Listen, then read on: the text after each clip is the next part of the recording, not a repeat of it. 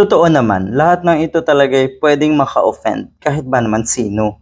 Kahit sino na sabihan na ikaw ay sinungaling, talagang nakaka-offend 'yan. Siguro mas nakaka-offend kung totoo.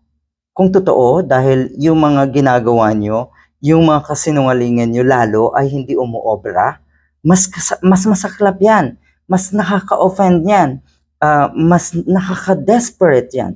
Nagiging desperado na kayo, Senator or Amy Marcos. Hindi lang basta-bastang kayo ay na-o-offend.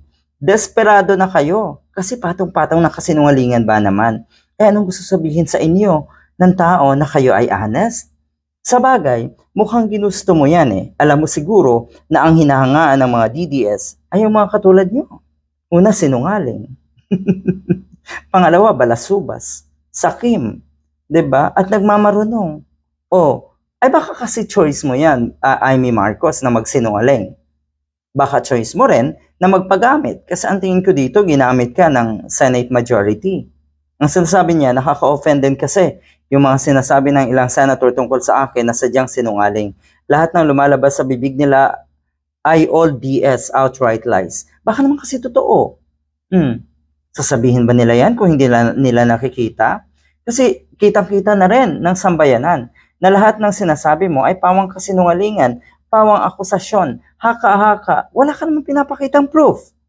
'Di ba? Wala ka namang ebidensya. Puro kasi kayo ngak-ngak sa social media. Hanggang diyan lang kayo. O, ay kung idaan nyo sa tamang proseso. Oh. At magpresenta kayo ng mga ebidensya. Binanggitin niya na may nagsabing dapat daw siya ay ipasok sa mental institution. Oh, yan. Isa pa yan.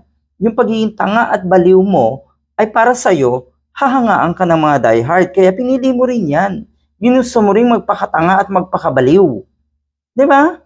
Ginusto nyo yan.